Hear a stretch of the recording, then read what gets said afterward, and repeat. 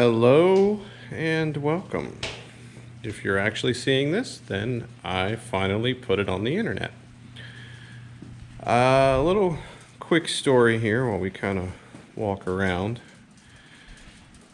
A couple weeks ago I put an old video I had of it starting up for the first time and got 2,500 more views than I ever thought I would, which is to say it had 2,500 views.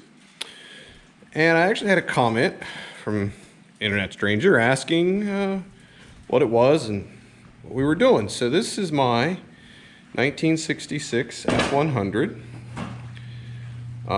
This is my first frame-off restoration and paint. So yes, the bodywork is not perfect, but I did do it. And I think it came out pretty good. It's about 80-ish% done. I do have a set of tires for it. I just haven't gotten those on yet.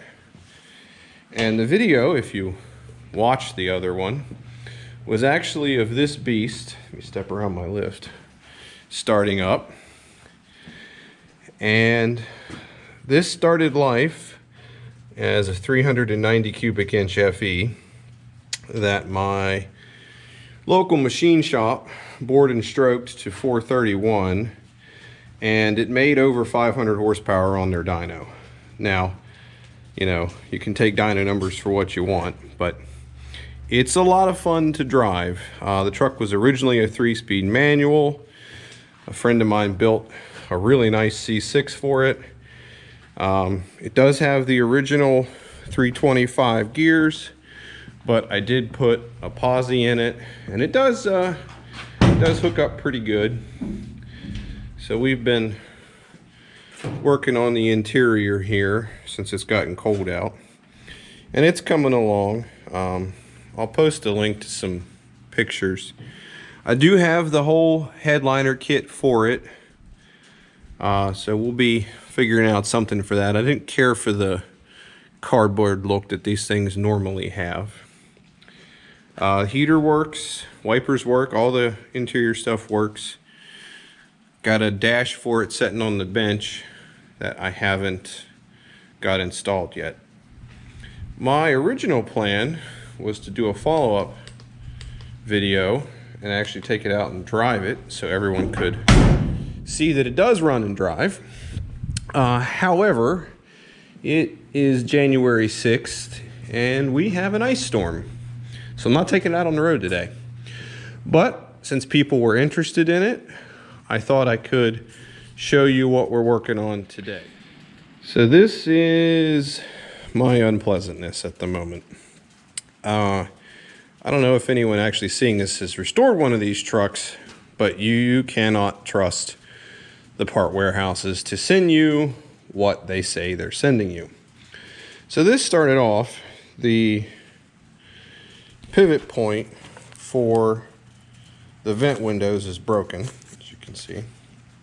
And in order to replace it, which you can buy the replacements, that's not a big deal, you have to pull the glass out and completely clean out these frames. And you can see that when you're dealing with 1960s rubber, this is the kind of pieces you get.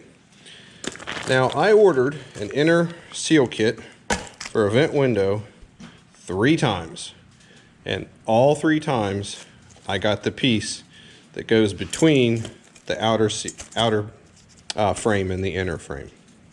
So I got 3 of these and none of these. So the plan is going to be, since you can't get them without buying an entire assembled vent window, which is too expensive for me, I'm just going to glue them in. This truck's not going to see any weather or outside. It's going to live in a barn when it's not, you know, taken out and driven on a sunny day. So that should be fine. Other interesting development here, the window tracks, the inter window tracks are unobtainium. I have been waiting for several months for the normal part houses I deal with to come back in stock, and it hasn't happened. So I found a supplier in California.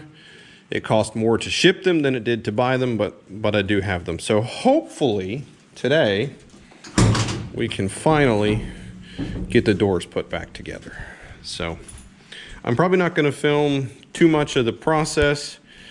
If you've ever taken one of these apart, or if you haven't, I guess I should say, they are not fun. The vent window design looks great, but it is a lot of moving pieces to juggle back together. Oh, it's so frustrating not being able to get good stuff. Anyway, the outer guard seems to have come out okay, so we'll keep plugging away at it here tomorrow, and hopefully I'll have a door. It is almost 10 o'clock at night, but as you can see, I did in fact get the windows and doors done. I got a little cleanup work here and there to do on the fitment yet. Windows go up and down. The vent windows are kind of open at your own peril. They do open and close, they're just really tight. I think the seals need a chance to soften up. As with every aftermarket part you buy these days, they were not very well fitting, unfortunately, but you kind of come to expect that in this day and age. I mean, I got it closed. It's against the seal. It is tight. So, is it against the seal? Because that piece won't really come back any. I think this one might need a little bit of tweaking, but well, I thought about it a little bit, and I decided rather than make what ended up being a fairly short video with those other clips of me fighting with the doors, that I would just keep adding on a little bit, and hopefully people like a little bit longer of an update.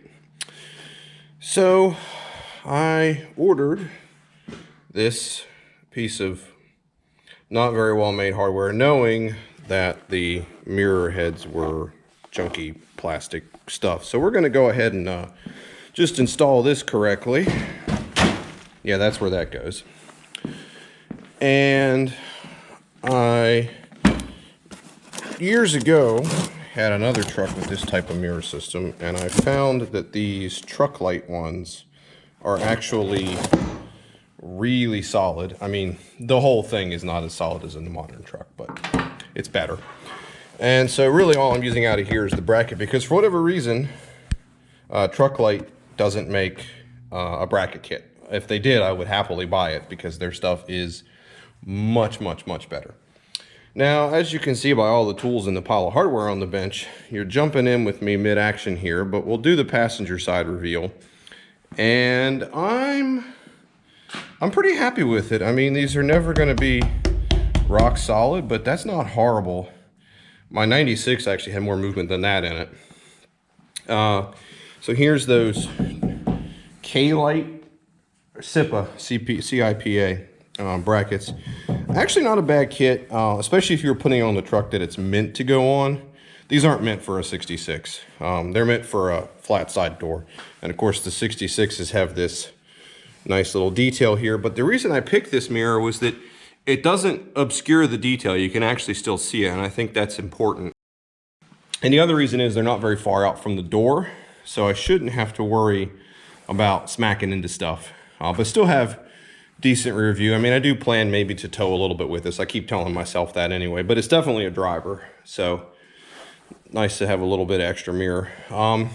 This is not exactly how you're supposed to do this. The directions, of course, I mean, you know, you read them and then you throw them away. But this is where they indicate the mirror head is supposed to be. But in order to make everything line up, I had to put an extra bend here.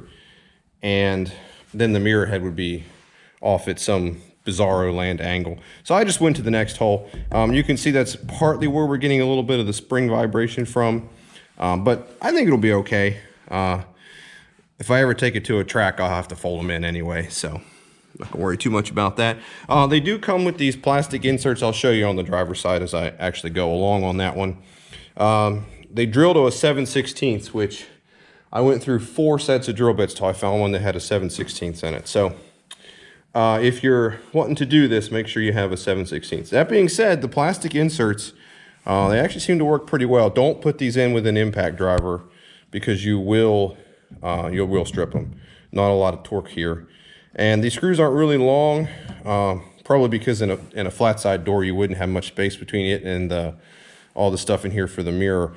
So I may change these out a little bit later for a longer screw. Get something that's got a real nice stainless or zinc content. And this is just a bolt that I had. I need to get a better bolt, but I wanted to get it all mocked up in position and make sure it was going to work.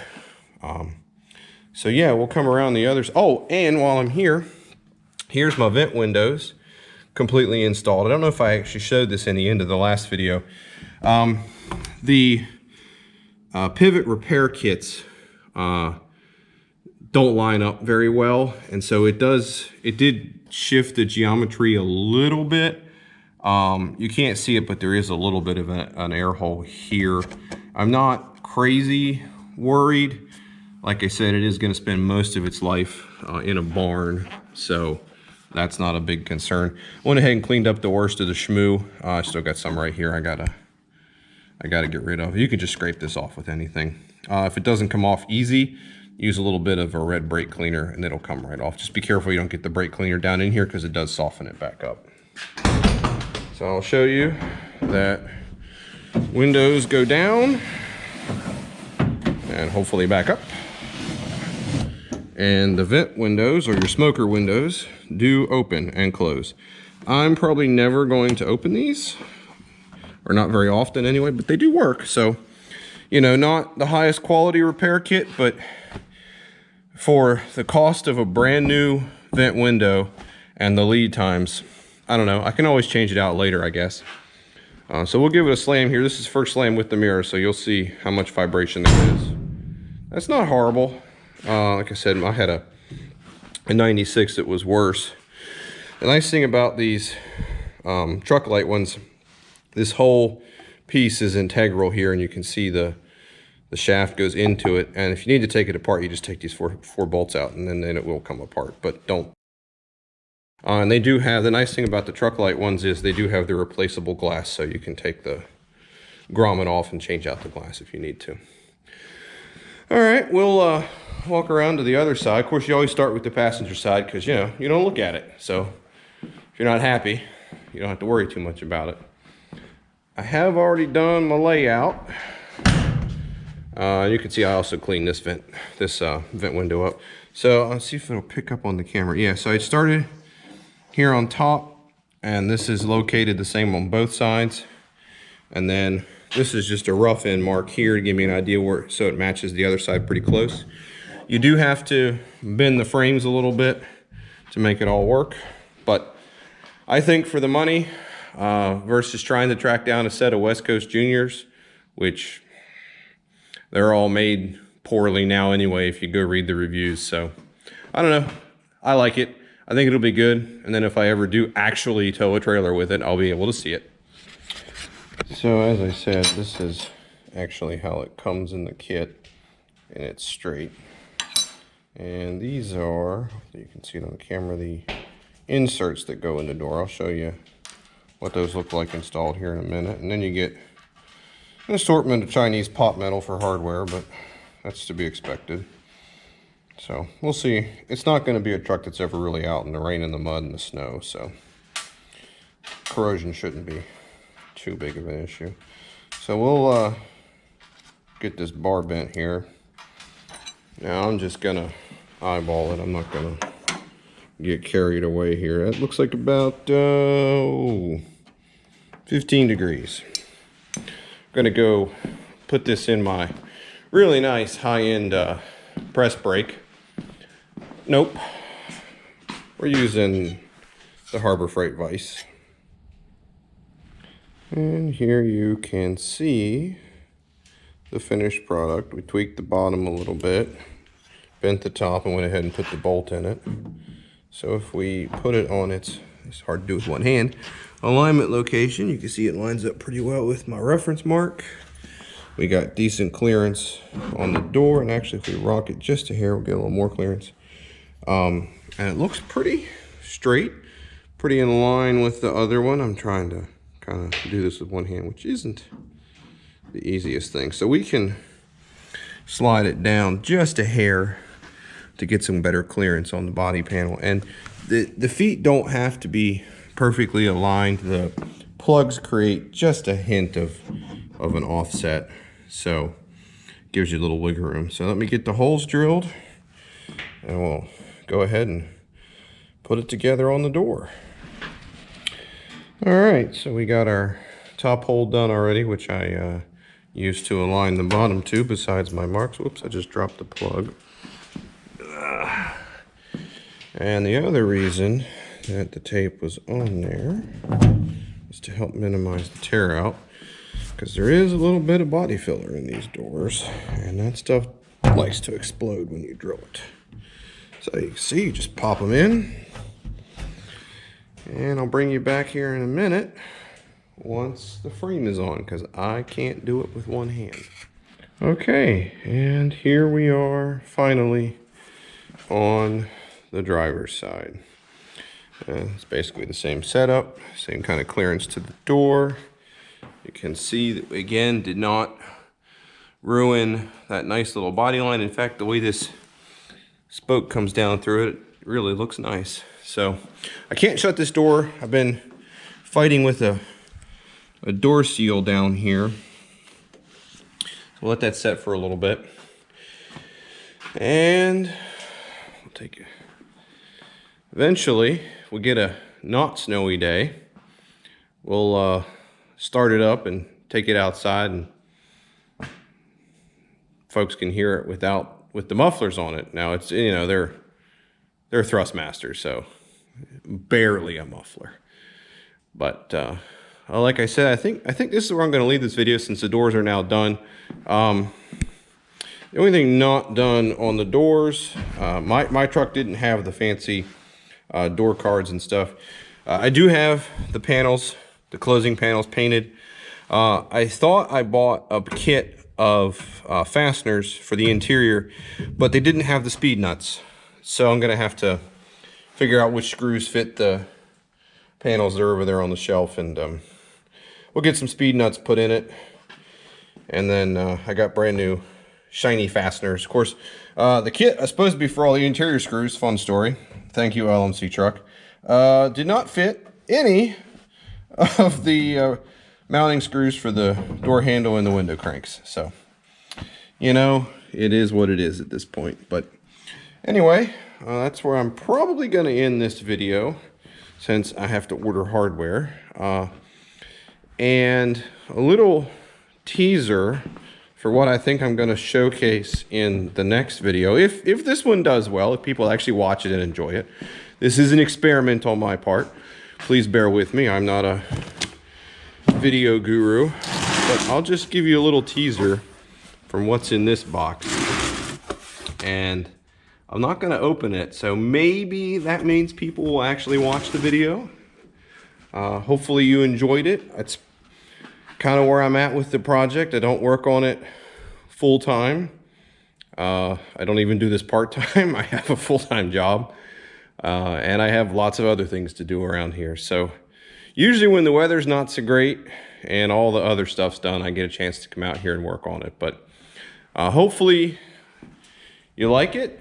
I don't know if I said too much in the first video. This truck was, or the first half of the video, this was a Southern Virginia truck, allegedly, that sat for almost 30 years before I got it. It was this really moldy red, had moss growing all over it, was in terrible shape. My original plan was to buy it and get it running. This isn't even my favorite generation of Ford trucks, but I ended up doing a total frame-off restoration of it. And I'm not sorry. I think it's actually coming out pretty good. This is the first time I've attempted to do paint and body work on a vehicle.